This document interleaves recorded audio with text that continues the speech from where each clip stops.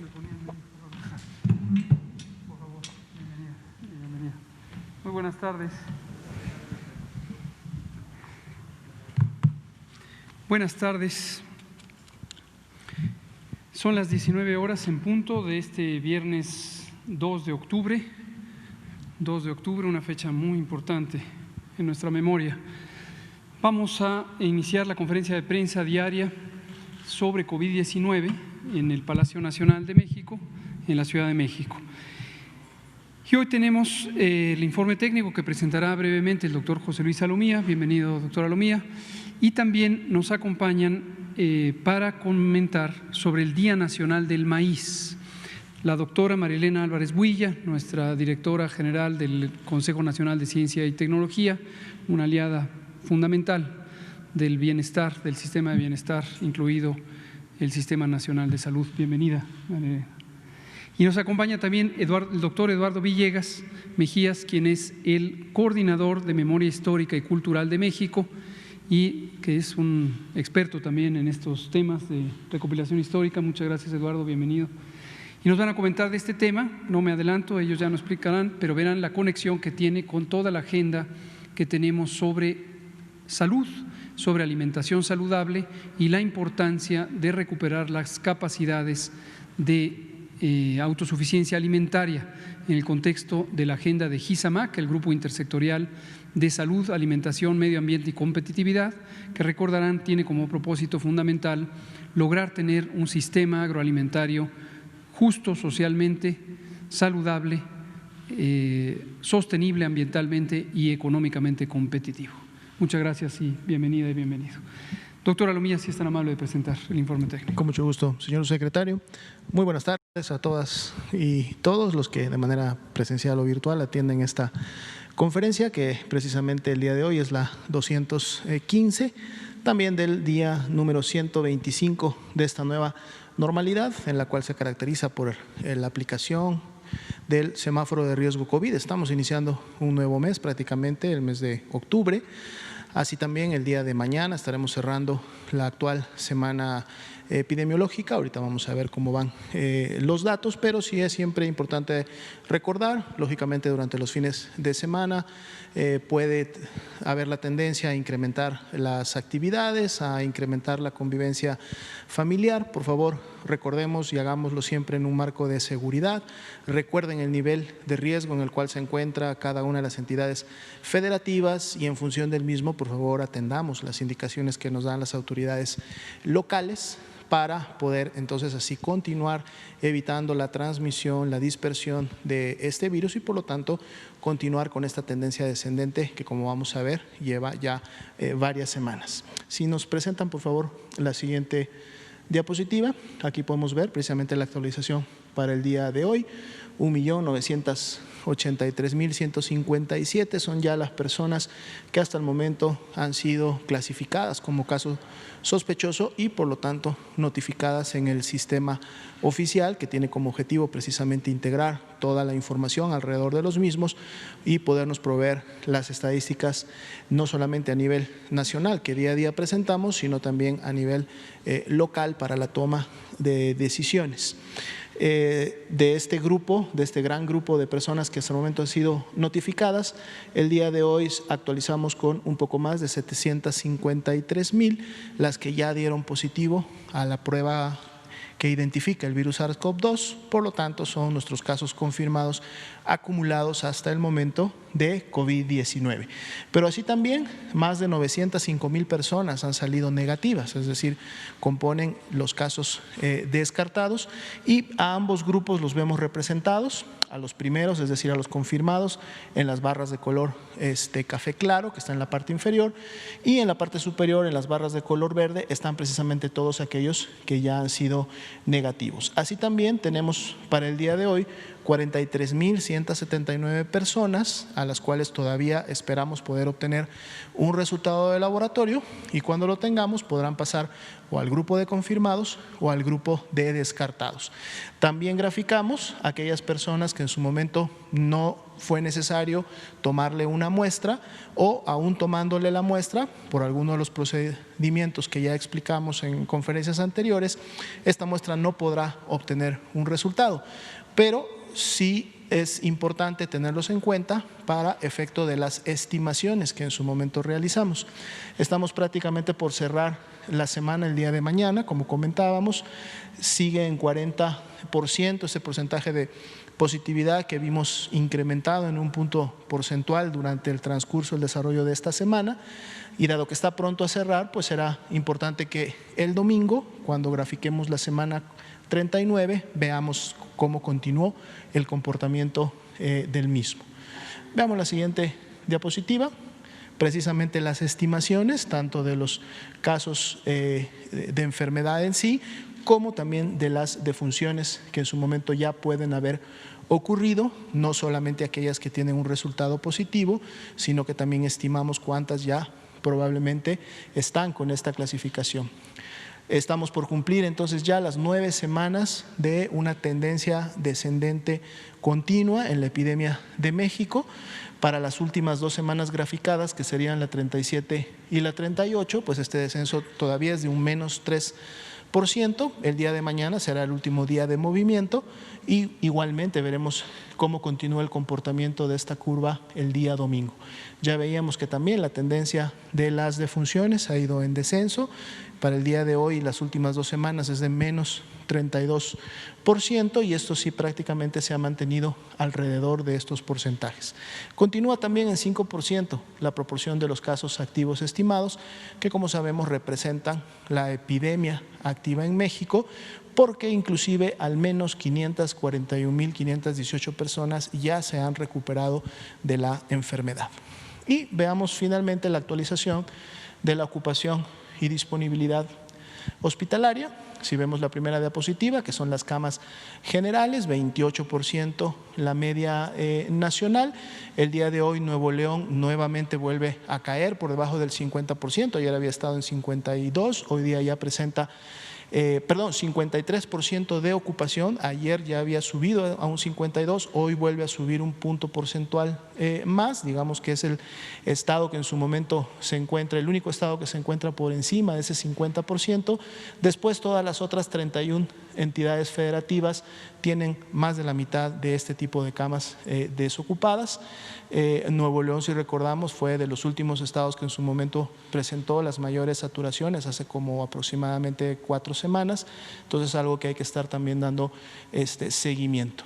Y la siguiente diapositiva, que son precisamente las camas con ventilador para los pacientes más críticos. Aquí todavía sí se mantiene una buena disponibilidad, solo el 23% de las camas a nivel nacional estarían ocupadas, y al menos todas las entidades federativas, incluido Nuevo León, con un 62% de disponibilidad de este tipo de camas, y otros estados como Chiapas, Campeche, que vemos que están, Guanajuato, por encima del 90%, lo cual todas las entidades federativas, decíamos, tienen una buena disponibilidad para poder seguir recibiendo y atendiendo a este tipo de pacientes. Entonces, sería la actualización para esta noche, doctor.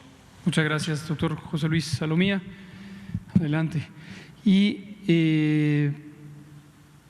doctora María Elena Álvarez Builla o Eduardo, quien quiera de ustedes Eduardo, coordinar, ¿sí? Adelante, por favor. Bueno.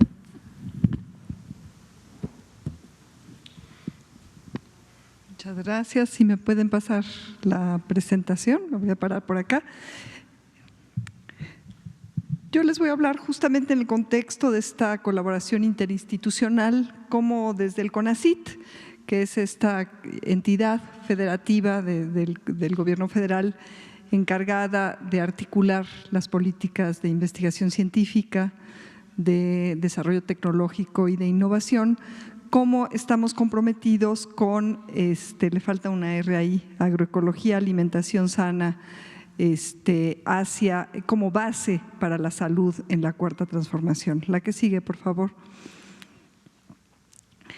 La herencia neoliberal se puede resumir en lo que tiene que ver con la destrucción del sistema agroalimentario en esta transparencia, puesto que lo que encontramos, igual que en el sistema de salud, es un sistema agroalimentario sumamente precario, una precariedad alimentaria, mala salud y deterioro ambiental. Y esto está muy relacionado con lo que decía el doctor Hugo López-Gatell al inicio. México dejó de ser autosuficiente y soberano en la producción de maíz, que es nuestro alimento básico, y por eso es que esta conferencia y esta síntesis que les voy a dar tiene mucho que ver con el Día del Maíz que festejamos el 29 de septiembre. Estas políticas neoliberales, que además en el ramo agropecuario cobraron una importancia y un impacto muy fuerte, como vamos a ver, tuvieron que ver con las condiciones de negociación de un tratado de libre comercio, pero no solamente con eso.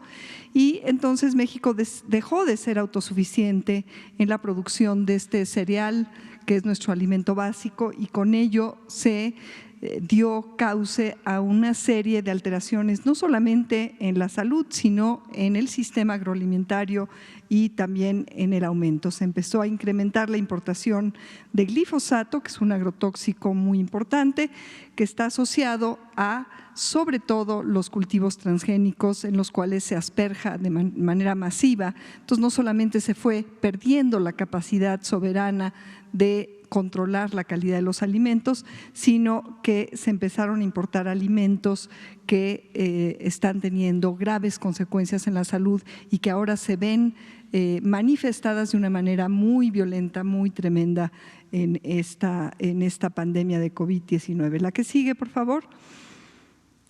Aquí en esta gráfica ustedes podrán ver que el maíz importado en millones de toneladas antes de estos años previos a cuando se empezó a implementar de manera ya clara en el 94 el Tratado de Libre Comercio, México importaba cantidades muy pequeñas de maíz, alrededor del 93, inclusive éramos totalmente autosuficientes y por lo tanto soberanos en esta base alimenticia que está constituida por este cereal, que es el más importante a nivel mundial, pero en México es nuestro alimento básico. Ya en 2019 y en 2020 va adquiriendo una cantidad más o menos parecida de millones de toneladas que se están importando.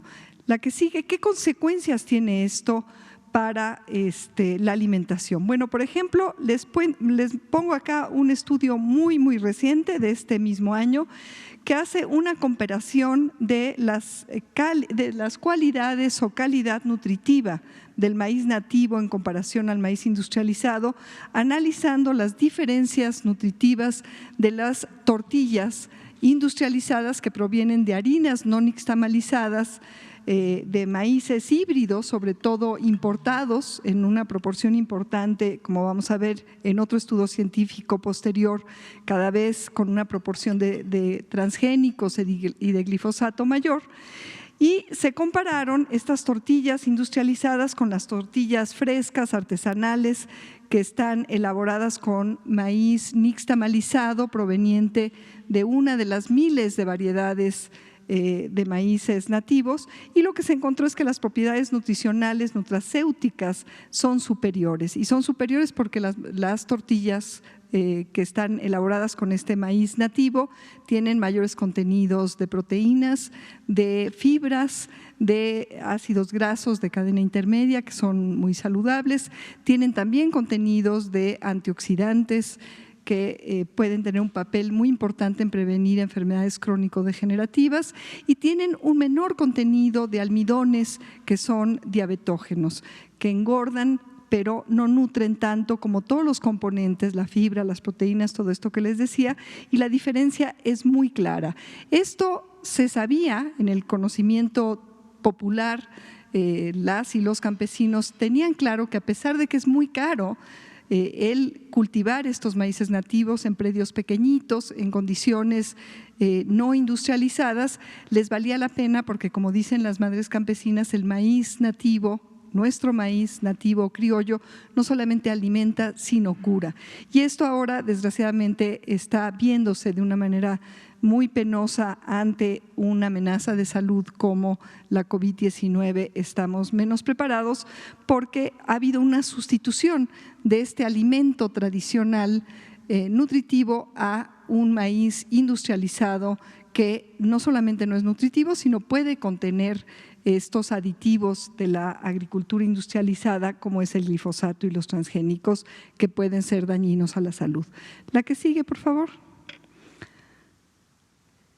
A nivel mundial, esta agricultura industrial es la que se ha ido expandiendo, causando daños ambientales muy importantes y también importantes daños en la salud. Es decir, no podemos hablar de un sistema alimentario saludable si no nos vamos a la raíz, que es la producción de los alimentos y la agricultura. Se generan en esta agricultura industrializada de monocultivos extensiva nitratos de los fertilizantes en agua, y en Estados Unidos y Canadá hay datos clarísimos de asociación entre los productos producidos por esta agricultura, la presencia de algunos de estos químicos y la prevalencia que va en aumento y que es mayor en ciertas regiones asociadas a este sistema agroindustrial de cáncer y de otras enfermedades.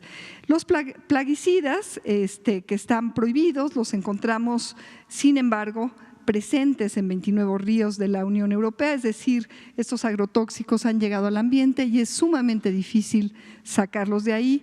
El arsénico, por ejemplo, se encuentra en aguas de riego y suelo en regiones agrícolas de China. Es decir, que esta problemática de cuál ha sido el impacto ambiental y su consecuencia secundaria en salud de la agricultura industrial no es solamente una problemática que enfrenta nuestro país, es una problemática mundial de cómo se ha ido cambiando el sistema de producción de alimentos hacia este industrial. La que sigue, por favor. Esta agricultura intensiva que requiere un uso muy grande de insumos también mecánicos, energéticos y de síntesis química, está ya asociada a problemas de salud en los trabajadores agrícolas, pero también en los consumidores. Hay estudios científicos que demuestran que se pueden asociar unas 200,000 muertes al año. Esto cobra una relevancia muy importante, puesto que estamos enfrentando una pandemia que produce una gran cantidad de fallecimientos, pero hay una base de enfermedad a nivel mundial, y en México ahorita lo van a ver de una manera muy clara, que está asociada a un sistema de producción de alimentos que no solamente daña el ambiente, sino daña nuestros cuerpos y con esto la salud, por esta situación de intoxicación del agua, por plaguicidas en países sobre todo desarrollados, pero también en países que tienen una población en condiciones todavía muy desfavorables sociales y económicas, como es el nuestro. La que sigue, por favor. Una de las consecuencias es que estos agrotóxicos llegan a nuestros alimentos. Entonces hicimos este estudio, de hecho este estudio se hizo en mi laboratorio, en el Instituto de Ecología. Pues yo soy investigadora de la UNAM, ahorita en licencia con este encargo en este gobierno, pero encontramos que el 82% de los alimentos analizados presentaron secuencias transgénicas, y las tortillas con estas secuencias recombinantes o transgénicas que encontramos en un 90.4% en el caso de las tortillas, también en un casi 30% presentaron glifosato. Glifosato, que es este agrotóxico que la OMS identificó como un probable cancerígeno en humanos. Esta presencia de transgénicos y glifosato en alimentos derivados del maíz es muy preocupante, pero lo es aún más cuando se presenta en las tortillas, que es prácticamente el alimento que todas y todos consumimos diariamente en este país. La que sigue, por favor. Y no solamente ha llegado a nuestro alimento, también el glifosato se ha encontrado en fluidos humanos de niños, niñas, adolescentes y adultos. Aquí les pongo estos dos estudios, porque son dos estudios, bueno, en realidad son ya 3 estudios que nos preocuparon mucho cuando salieron los datos, que demuestran que este agrotóxico ha llegado a encontrarse, por ejemplo, en la orina, en muestras de orina de adolescentes en 70% a concentraciones muy, muy altas en esta zona de Aguacaliente y Ahuacapán, en Autlán y Poncitlán, en Jalisco. También hay estudios en Jopelchen, en Muna, en la zona del sureste, y esto es muy preocupante porque ya hay también otros trabajos científicos en Europa, en Estados Unidos, en donde se está estableciendo una causalidad o una posible causalidad todavía, pero sí una correlación bastante clara entre la exposición y la prevalencia de este tipo de tóxicos y algunas enfermedades muy importantes como el daño renal crónico letal o el cáncer y otras enfermedades crónico-degenerativas. La que sigue, por favorcito. Bueno, ¿y esto qué tiene que ver con la salud? Una comorbilidad muy importante que se ha visto asociada a la COVID-19 es la diabetes. Y fíjense ustedes que con respecto al resto del mundo, y esta es otra herencia de este sistema agroalimentario que les he venido describiendo, es la altísima prevalencia cada vez mayor de enfermedades crónico-degenerativas como la diabetes, que es una de las comorbilidades. Y fíjense ustedes dónde está México. México es la barrita roja, la primera de todas estas, y el porcentaje de prevalencia de esta enfermedad con respecto a otros países es el mayor. Con respecto a todos estos que están aquí graficados, es el mayor, tanto en edades de 15 a 49 años como en edades de 50 a 69 años. ¿Y esto qué consecuencias tiene en términos de los años perdidos de vida por la prevalencia de esta enfermedad que resulta, y como el doctor Gatell lo ha insistido una y otra vez, un porcentaje altísimo de la mortalidad tiene que ver con una mala alimentación, y una de las enfermedades asociadas a esta mortalidad es justamente la diabetes, que ya es la enfermedad más importante en términos de su impacto en mortalidad. Entonces, si vemos en la siguiente gráfica, podemos apreciar la diferencia, ahí se movió esa O, pero es un comparativo de diabetes mellitus entre Francia y México. Y esto abajo en ese eje de esos numeritos que no se ve son los números de años, son empezando desde los 0 años y así cada 5 años hasta llegar a más de 95 años.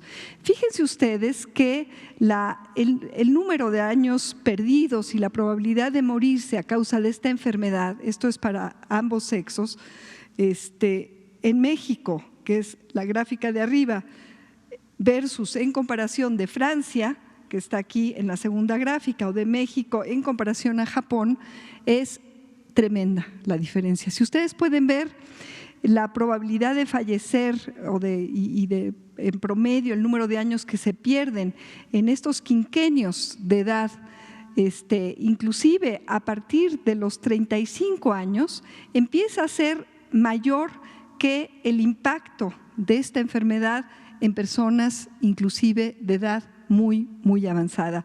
Estos datos están a escala, es decir, no es que las escalas sean diferentes y por eso se ve esa diferencia.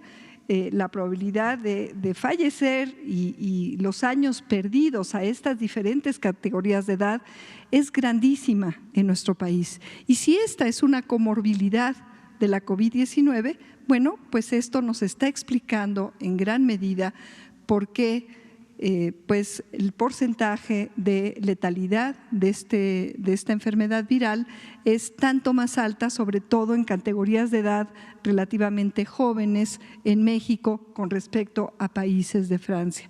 Otra consecuencia que tiene esto es que si bien en Francia al inicio hubo un aumento de mortalidad asociada a esta enfermedad muy grande. En el momento que se dieron cuenta que sobre todo estas comorbilidades se presentaban en personas de edades ya muy avanzadas, se han establecido mecanismos de cuidado de estas personas y esto ha hecho que la tasa de mortalidad por COVID-19 en países europeos o asiáticos como el Japón haya bajado muchísimo gracias a este cuidado, a este aislamiento en el cual ahora tienen a las personas mayores. Sin embargo, en México esto es un reto, porque prácticamente a partir de los 35, 40 años encontramos que hay personas que tienen esta comorbilidad, entonces el manejo epidemiológico se vuelve muchísimo más difícil en nuestro país y esta enfermedad crónico-degenerativa metabólica está íntimamente relacionada a los esquemas de alimentación y a esta pérdida de soberanía y autosuficiencia alimentaria y esta sustitución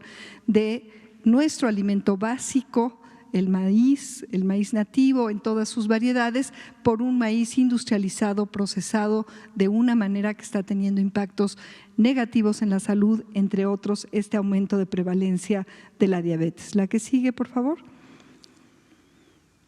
Sin embargo, ustedes pueden ver ahí que aquí lo que estamos viendo es cómo se ha dado esta acumulación de decesos, que bueno, cada uno de ellos pues nos duele mucho, es penosísimo, que se han ido confirmando por días. Entonces, puse esta transparencia aquí porque en el contexto de la realidad epidemiológica que este gobierno se encontró en la población mexicana y con la cual se está enfrentando esta terrible enfermedad, esta pandemia de la COVID-19, el manejo que se ha tenido de esta epidemia, primero por esta Jornada Nacional de Sana Distancia y después con el manejo de estos semáforos epidemiológicos, ha permitido al país, a pesar de todo y a pesar de esta prevalencia, de esta comorbilidad tan importante que es la diabetes, pues mantener un control y poder salvar. Los cálculos se irán haciendo conforme avance la pandemia, pero yo creo que se está llegando a el cálculo, la estimación de haber salvado cientos de miles de vidas. Es decir, con esta población, con esta prevalencia de comorbilidades, si no se hubiera hecho el manejo que se ha hecho epidemiológico, hubiera fallecido un número mucho mayor de personas. Sin embargo, bueno, hubiéramos querido, y este es el gran reto que nos encontramos ahora, que pues no hubiera habido ningún fallecido o que el número hubiera sido mucho, mucho menor. Pero el reto es muy grande porque no se puede intervenir de manera rápida en una realidad estructural de deterioro de la salud que deviene de este deterioro alimentario y de este sistema agrícola de producción de alimentos que en realidad no son saludables, sino todo lo contrario. La que sigue, por favor. Y bueno, aquí tienen ustedes ya para el caso de COVID, la mortalidad por COVID, aquí comparada ahora entre México e Italia, pues otra vez se refleja, casi ustedes pueden ver, y no les puse la gráfica de probabilidad de fallecer o de años perdidos entre México e Italia, pero se parece mucho a las que puse para la comparativa de México contra Francia o México contra Japón. En este caso, fíjense ustedes que el número de casos de fallecimientos a causa de esta enfermedad viral del COVID-19, en México ahí está la distribución de frecuencias. De hecho, el pico no se encuentra al final de la vida en las edades mayores de 70, 80 años, sino está en torno a los 60 años y empieza a aumentar de manera muy acelerada, mucho más acelerada que en el caso de Italia, por ejemplo, alrededor de los 35, 40 años. Si ustedes se fijan, este patrón de mortalidad por COVID-19 refleja bastante la distribución de frecuencias de la probabilidad de fallecer por diabetes. Obviamente es una de las comorbilidades. Entonces podemos decir que hay un sustrato epidemiológico que pues es muy difícil de manejar de manera rápida a corto plazo, que está causando estas altas probabilidades de fallecer en personas relativamente más jóvenes con respecto a lo que está pasando en otros lados del mundo, en donde la prevalencia de diabetes es mucho más baja. Entonces, otra vez, insistir que el esfuerzo que se ha hecho y el éxito que se ha tenido, a pesar, es difícil de hablar de un éxito cuando hay estos datos tan terribles de fallecimientos, pero dada la prevalencia de este tipo de enfermedades, las consecuencias hubieran sido todavía mucho peores si no se hubiera hecho el manejo epidemiológico que se ha hecho. Y bueno, ahí está el contraste, y ahí está, en este contraste, lo importante que es el cuidar la alimentación y recuperar la soberanía alimentaria en nuestro país. La que sigue, por favor. Y entonces, bueno, simplemente complementar esto con otro aspecto que tiene que ver justamente con la toxicidad ambiental. Este es un zoom al centro del país, como está ahí, y lo único que quiero mostrarles aquí es que la mortalidad por diabetes está asociada no solamente a una mala alimentación, sino a exposición a tóxicos. Esas zonas que están ahí señaladas, que están cerca de las zonas rojas o que las zonas rojas se sobrelapan con esas regiones, son las regiones en donde las personas en el país, por el tipo de desarrollo industrial, agrícola y también en general, están expuestas a mayores tóxicos. Y es que la exposición a tóxicos acumulado durante el año, ya sea en los alimentos o en el ambiente, como muestra la siguiente gráfica, es uno de los causantes, no solamente el consumo de altos contenidos de azúcares, es uno de los causantes de prevalencia de diabetes. Es decir, la diabetes se hace más prevalente por una alimentación insalubre, tanto en términos del exceso de azúcares y de diabetógenos como por la exposición a tóxicos, ya sea en los alimentos o en el ambiente. Y entonces, bueno, el reto es aún mayor, es un reto ambiental, es un reto agrícola y es un reto del sistema alimentario que resulta de la expresión de esta agricultura industrializada con altos niveles de químicos y su impacto en el ambiente y en la alimentación. La que sigue.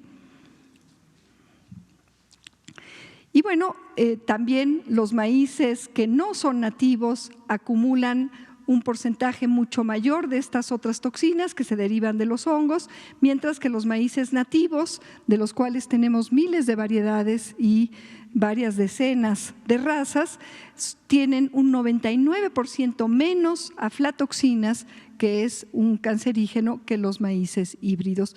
Y bueno, ya no les doy más datos, pero hay muchos datos que asocian esta baja presencia de aflatoxinas, que es otro tóxico, a la presencia, por ejemplo, de carotenoides, de la provitamina A en el grano de los maíces nativos, y esto reduce la contaminación de estos hongos que producen estas micotoxinas, estas toxinas que se derivan de los hongos. La que sigue, por favor.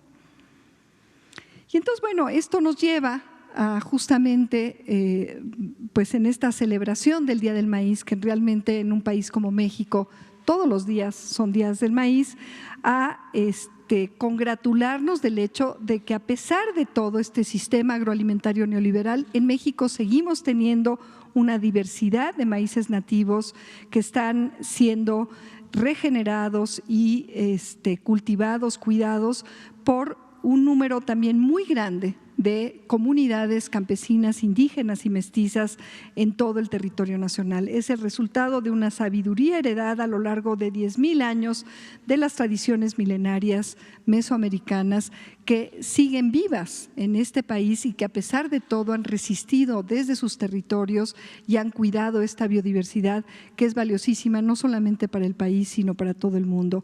La que sigue, y por eso es que no podemos separar esta diversidad de maíces nativos de la riquísima diversidad también de culturas, es decir, son regiones bioculturales en donde la diversidad biológica, agrobiológica que se regenera en las milpas a lo largo y ancho del territorio está asociada a esta diversidad cultural, y por eso es que, como ven en la siguiente transparencia, en esta cita tan emblemática de, si pasamos adelante por favor,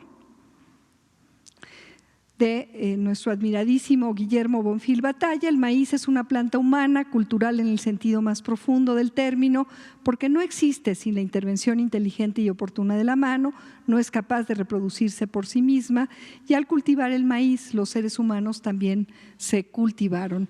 Y diría yo, nos seguimos cultivando porque afortunadamente para los mexicanos, las mexicanas y el mundo entero, esta diversidad sigue viva, sigue regenerándose, inclusive diría yo, sigue evolucionando, cambiando y creciendo en las manos de las y los campesinos de nuestro país. La que sigue, por favor.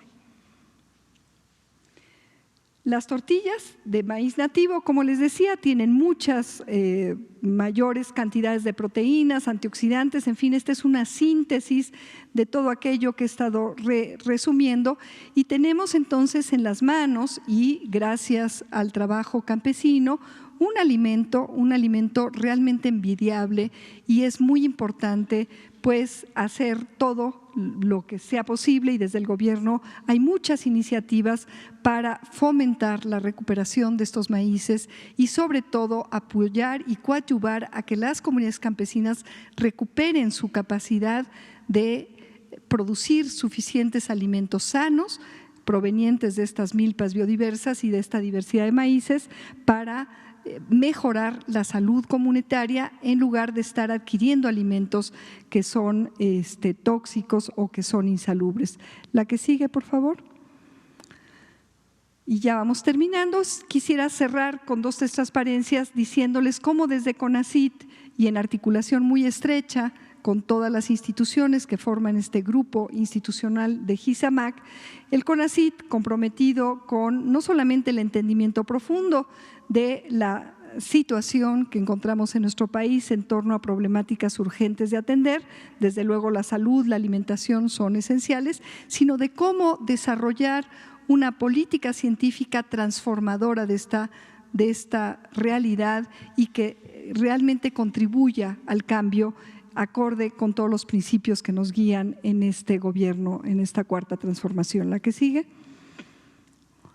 Y entonces esto se constituyen, lo que representa es que lo que estamos haciendo es ir de los problemas, de los retos a la solución a través de esta articulación virtuosa de las capacidades que tenemos en el país. Estos son los programas nacionales estratégicos del CONACYT. La que sigue, aquí se muestran rápidamente los 10 programas nacionales estratégicos. Verán que uno de ellos es soberanía alimentaria. Están íntimamente relacionados todos ellos, emergen de esfuerzos académicos, científicos, del sector público, del sector social y del sector privado. El Programa Nacional Estratégico en estrecha articulación tanto con la Secretaría de Salud como con Agricultura, etcétera, y con varias otras. La que sigue está centrado en algunos de estos, en estos temas que son algunos de los que se están ya trabajando en proyectos interinstitucionales, interdisciplinarios.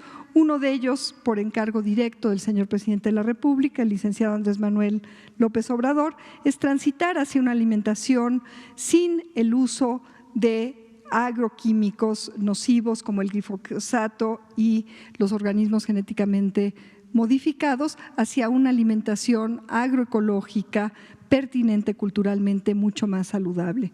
La que sigue, pero también, estamos echando a andar, por ejemplo, aquí en este Programa Nacional Estratégico de Sistemas Socioecológicos tenemos ya 49 proyectos de sustentabilidad en sistemas alimentarios que están siendo realizados o aterrizados en todo el territorio nacional.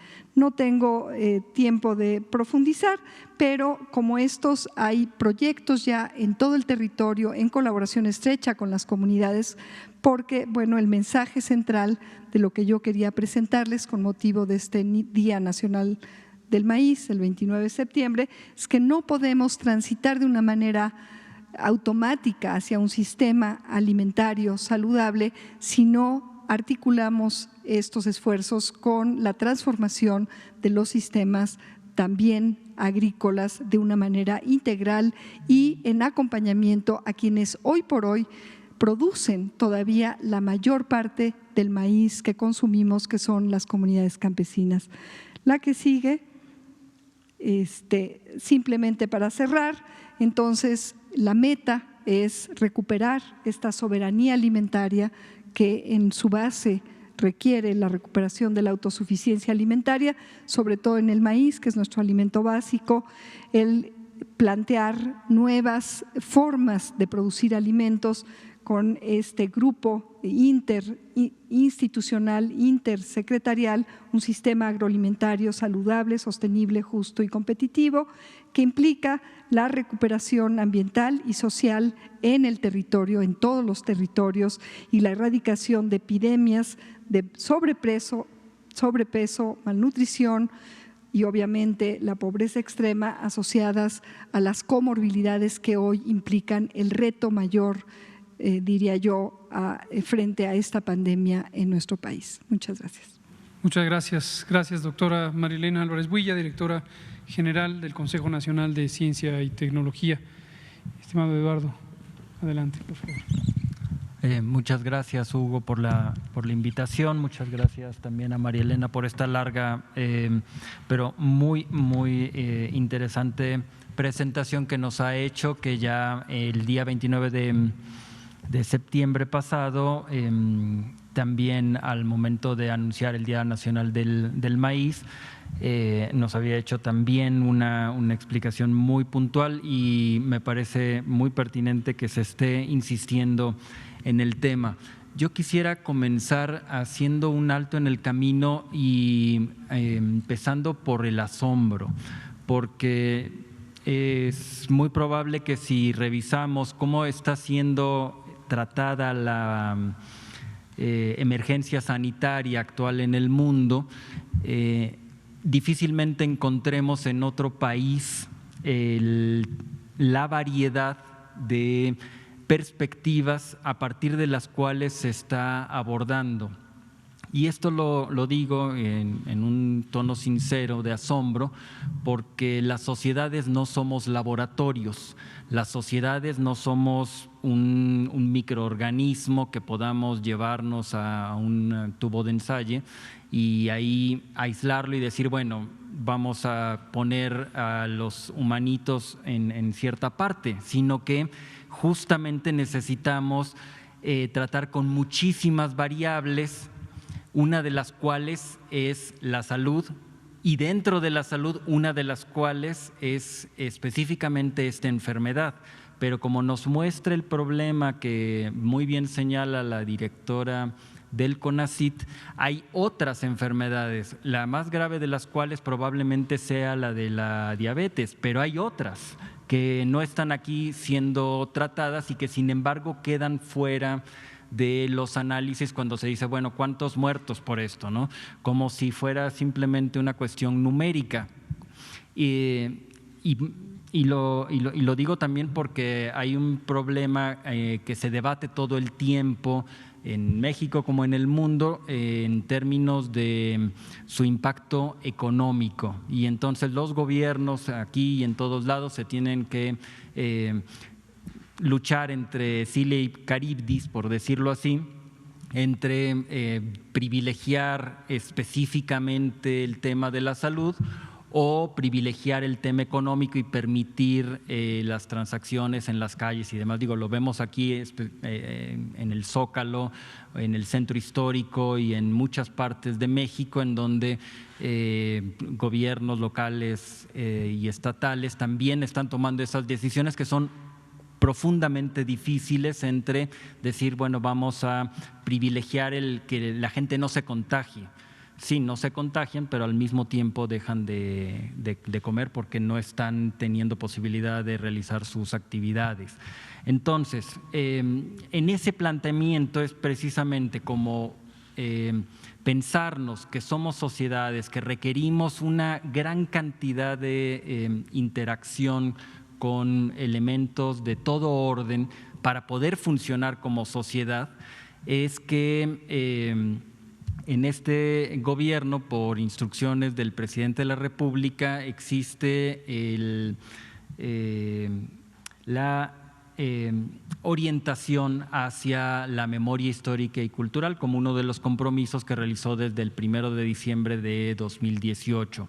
Es en ese sentido que un compromiso como este de fomentar la memoria histórica tampoco es una cuestión aislada, sino que va en el mismo conjunto, y de esa manera se entiende un poco por qué quien está, digamos, buscando impulsar la recuperación de la memoria histórica llega a una conferencia sobre algo que parece completamente aislado, como es el tratamiento de un problema sanitario. Solo para desarrollarlo de una manera muy breve, quisiera dar como 3 elementos en mi exposición. Uno respecto del contexto, 2 respecto de la visión a partir de la cual estamos desarrollando este tratamiento de la memoria histórica, y 3 las acciones en específico que corresponden en el área que aquí se convoca. Respecto del contexto, por supuesto nos podemos ir hasta el Popol Vuh, cuando se hablaba de que los hombres y las mujeres estaban hechos de maíz. Pero voy a abreviar esa historia y simplemente señalar un dato que de alguna manera ya ha sido señalado por María Elena, en el sentido de que en la cita de Bonfil se dice que el maíz pues requiere ser cultivado por la mano humana, que no crece de manera natural. Bueno, ciertas variedades, hilos, teocintles y qué sé yo, pueden encontrarse de manera, digamos, silvestre, pero en general el maíz que consumimos tiene que ser cultivado. Y al ser cultivado también nos cultiva. Bueno, el dato que quiero señalar es precisamente que el cultivo del maíz es al mismo tiempo el cultivo de la propia humanidad que vive en estas tierras.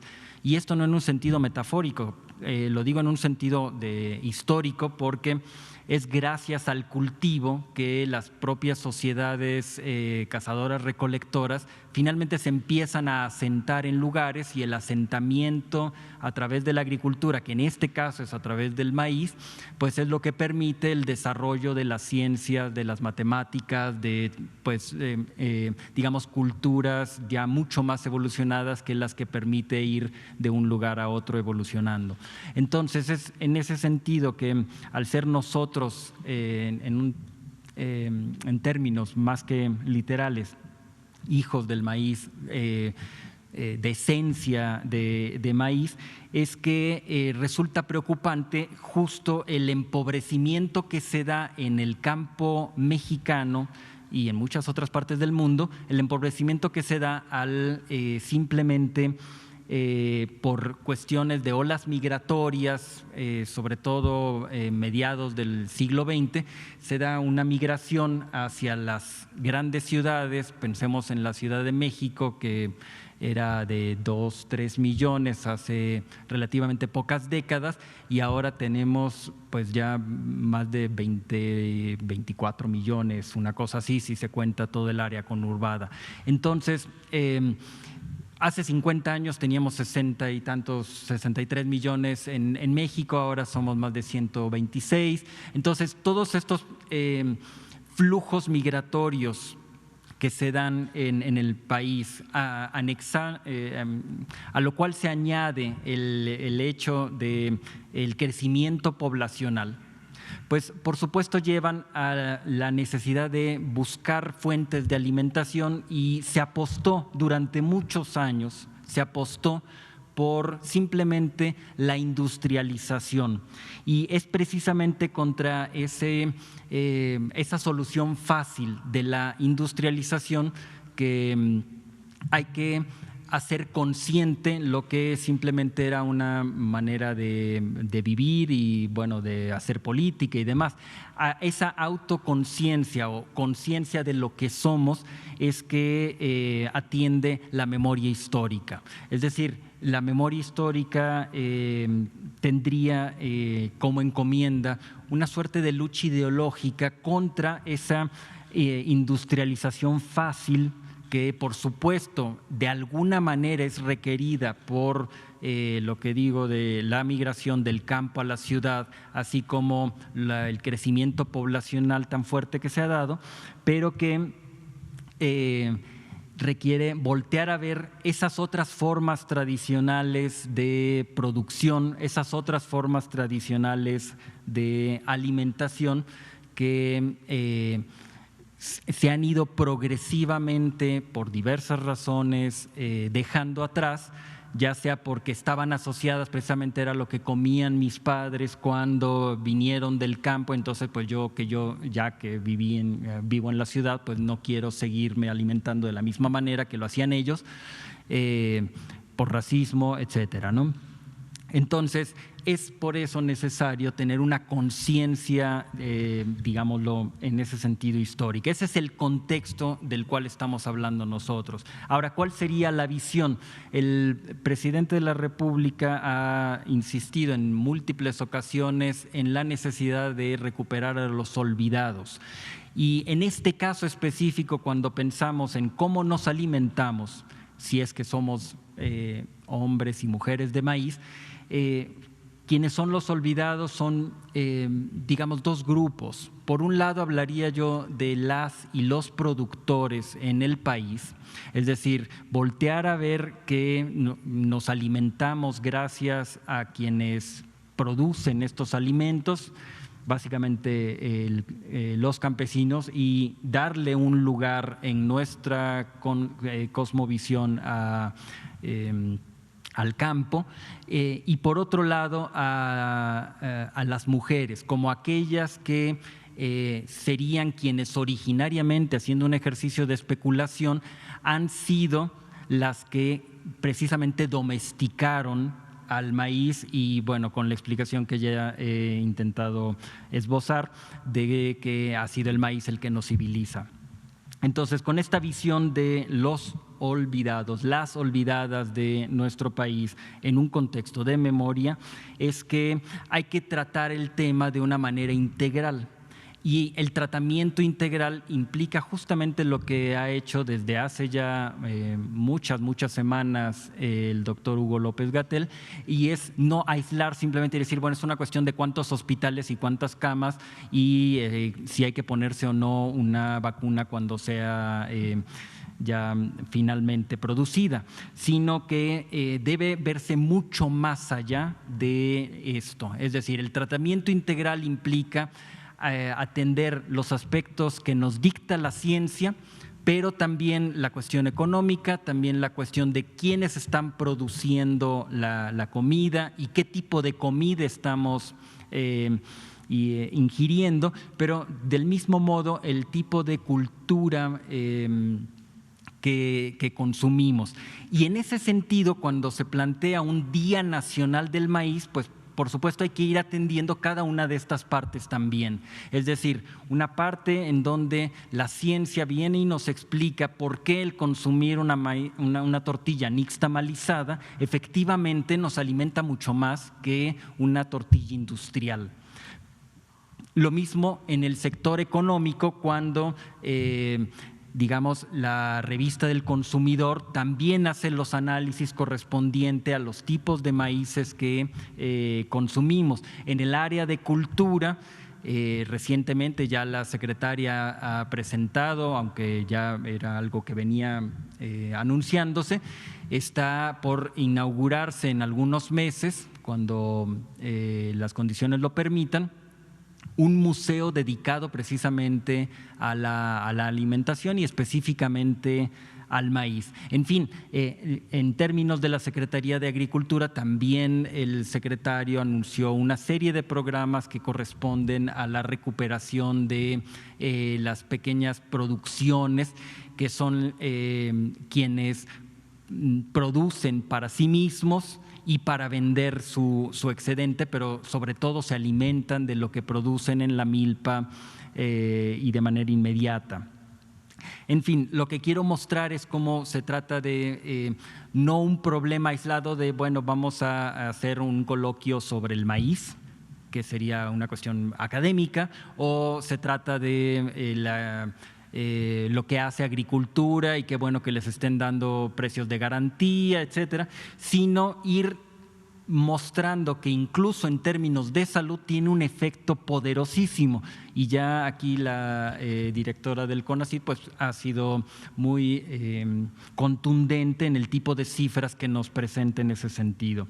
En fin, concluyo mostrando que efectivamente tenemos un Día Nacional del Maíz que se impulsó en la Cámara de Senadores, notablemente con Jesús y con Ana Lilia, ¿no? Que también son aquí grandes amigas del subsecretario, pero que no es el único producto que consumimos y que por ello es necesario, como lo hemos hecho, a través de un programa que quisimos impulsar, que denominamos Nuestra Riqueza, en donde empezó nuestra riqueza con el maíz hace un año, el 29 de septiembre de 2019, pero que continuó con una serie de celebraciones poco antes de, digamos, ya empezar lo más fuerte de este encierro en el que estuvimos obligados, que fue por el frijol, pero de la misma manera por el chile.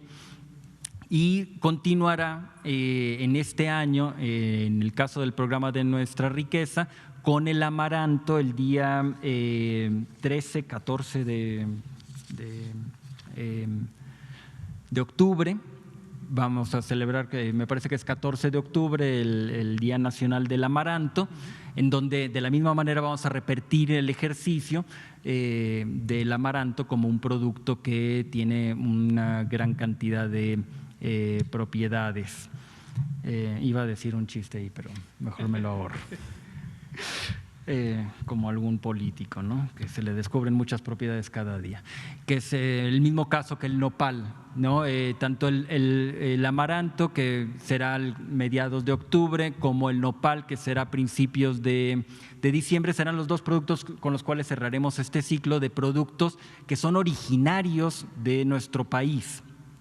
Y vamos a seguir con otros programas en donde se van a enfocar a retomar algunos productos que no son necesariamente de nuestro país, pero que también son importantísimos, como el café y la miel.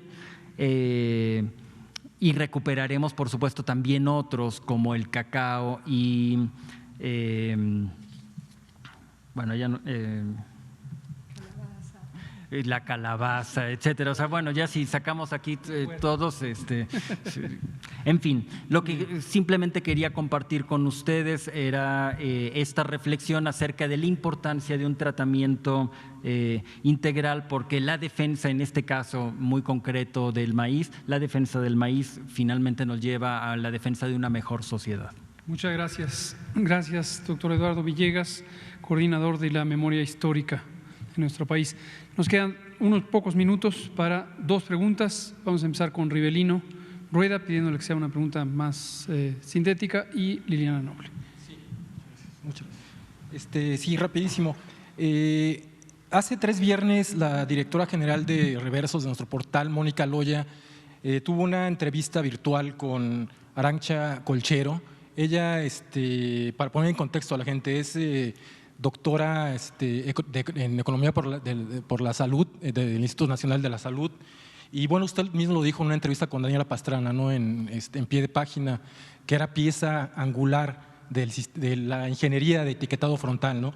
Me pareció muy interesante una pregunta de una muchacha que estaba siguiendo el conversatorio, Ruth Pedrosa, le doy el crédito, y le preguntaba si con este etiquetado frontal se pierde la oportunidad de educar a la población para una dieta correcta. Con pues 2 palabras, ¿no? 3 palabras en un octágono negro. La doctora comentaba que en sí mismo el etiquetado, el octágono, es un gran avance para la educación nutricional de los mexicanos. ¿Usted estaría de acuerdo en esta posición de la doctora? Y no sé si quiera comentar algo también alguno de los invitados. Gracias. Sí, conozco el trabajo de la doctora Colchero. Efectivamente, ella ha contribuido muchísimo al diseño, evaluación de los impuestos a las bebidas azucaradas y en general el uso de impuestos como una medida fiscal de salud. El propósito de los impuestos en general es este tipo de impuestos, los impuestos especiales, también conocidos como impuestos saludables o impuestos piguvianos, tienen como propósito disuadir el consumo de un producto que puede ser nocivo para la salud. Tabaco ha sido uno de los ejemplos clásicos, el alcohol y ahora la comida o los alimentos, los elementos ultraprocesados y procesados y también las bebidas azucaradas.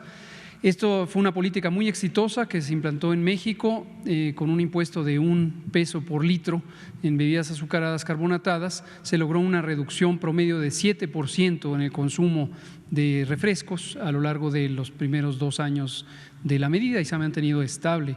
Se recomendó en su momento que el impuesto fuera mayor y se esperaría que el efecto fuera aún mayor si se incrementara el impuesto. Ahora, respecto al etiquetado, también ahí nuestros colegas del Instituto Nacional de Salud Pública han sido fundamentales, en particular el doctor Juan Rivera, el director del instituto, y el doctor Simón Barquera y sus equipos de trabajo en el diseño, conceptualización, adaptación y desde luego implantación de los etiquetados. Me parece interesante la pregunta que le hicieron en ese panel a la experta y consideramos que no es sustituto, los etiquetados no son sustitutos de la educación nutricional, que desde luego tiene que hacerse y la vamos a hacer en forma amplia. Hemos, como ya mencionaba el doctor Villegas, vemos de manera integral el fenómeno, no es una intervención a la vez, ni un poco conjunto de intervenciones resultarían exitosas. Tiene que ser una política integral que vaya además a los elementos estructurales, cómo se determina económicamente el acceso o no a una alimentación saludable. Ya lo explicaba la doctora Álvarez Builla, depende de la erosión, de la destrucción, del desmantelamiento que ocurrió en los últimos 30 años del sistema agroalimentario mexicano. Necesitamos reconstruirlo para que sea un sistema que armónicamente contribuya a la salud, a la sostenibilidad ambiental, a la justicia social y además a la competitividad económica. Y como comenta también de nueva cuenta el doctor Villegas, esto requiere un nuevo replanteamiento cultural para que la cultura alimentaria esté sustentada o alineada con esta nueva perspectiva de una alimentación saludable y no la alimentación o mala alimentación que tenemos, causante de la mitad de las muertes en el país cada año, que está basada en mucho en productos industrializados de baja calidad nutricional y altísimo poder calórico y de otros productos dañinos. Pero no es un sustituto. Cada pieza contribuye a un mosaico. El doctor Ruy López Ridaura ha explicado también de manera integral Gisamac, el doctor Juan Rivera, el doctor Ernesto Acevedo. Como se puede ver, Gisamac por eso es un grupo intersectorial en donde participan más de 35 organizaciones, tanto instituciones como organizaciones sociales que no tienen conflictos de interés y los organismos internacionales de alimentación y agricultura, la FAO, de salud, la OPS-OMS y de protección a los intereses de la niñez, el Fondo para la Infancia de Naciones Unidas, UNICEF. Muchas gracias, Rivelino. Última pregunta, Liliana Noble, nos queda medio minuto. Hola. Buenas noches, Liliana Noble de Pulso Saludable. Quisiera saber, doctor, con el inminente ingreso de estas caravanas de hondureños al país, ¿se está estableciendo, se está pensando en hacer alguna estrategia en materia de salud para evitar un posible brote? Y para la doctora Álvarez Builla, seguramente nos va a poder contestar la próxima vez que venga, se habla mucho de que se desaparecieron los fideicomisos en la organización que usted representa. ¿Esto es cierto o no? Si gusta, más adelante nos puede contestar. Gracias. Muchas gracias. Sí, se aproxima a nuestro país un grupo humano, una caravana organizada de un poco más de 2.900 personas, mayormente jóvenes, entre 20 y 40 años, de nacionalidad hondureña en primera instancia, posiblemente se reagruparán con otras personas de nacionalidad guatemalteca, porque es el trayecto. Entrarán a nuestro país en 2 puntos, en Chiapas, en Ciudad Hidalgo, y en el lado norte hacia el Petén, en el lado de Guatemala, y La Ceiba en Tabasco. Estamos coordinados como gobierno, desde luego alineados con el Instituto Nacional de Migración, para asistir a estas personas, para facilitar que tengan un proceso migratorio ordenado y seguro, y les vamos a proveer las condiciones sanitarias que faciliten que estén en buenas condiciones y que puedan tener, como digo, una migración ordenada. Aquí me interesa, cada vez que se pone el planteamiento de migración y salud, tener mucho cuidado con lo que es una visión más convencional, pero científicamente errónea, que es hacer un símil, o más bien un paralelismo entre migración y riesgo sanitario para la población residente. No se trata de eso. 2.900 personas de la nacionalidad que sea, es improbable que contribuyeran significativamente a un problema de salud pública de México o para México, para las personas mexicanas, y lo que sí están es en importantes desventajas sociales, económicas, culturales, políticas, etcétera, y por lo tanto, en un país de derechos humanos como lo es hoy México, estamos moral, legal y políticamente obligados a asistirles. Muchas gracias. Si nos puede dar el último comentario el doctor Álvarez Huilla y cerramos. Muy rápido. Sí, cuando se crearon estos fideicomisos, se denunció que podrían ser fuentes de corrupción, instancias opacas y modos de desviar recursos. Entonces sorprende mucho que ahora que finalmente esta cuarta transformación, entre sus transformaciones de raíz, está consolidando y además cerrando estos fideicomisos para tener un manejo más transparente. Esto lo iniciamos en CONACYT desde inicios de la administración de este nuevo régimen, como se ha anunciado múltiples veces. Por eso desde CONACYT estamos de acuerdo con ello, y esto no implica que se van a disminuir o que va a faltar recursos para la ciencia, todo lo contrario. En este nuevo régimen de la cuarta transformación, el desarrollo científico, tecnológico y la innovación se están apoyando como nunca, y además está haciéndose de una manera más transparente, más eficiente y más eficaz, ¿no? Entonces en CONACYT estamos de acuerdo, desde luego, iniciamos desde inicios del 2019 con ello, y las consecuencias van a ser positivas. Muchas gracias. Gracias, doctor Álvarez Huilla. Gracias, doctor Villegas. Seguimos, como dice mi maestro Alcocer, seguimos. Muchas gracias.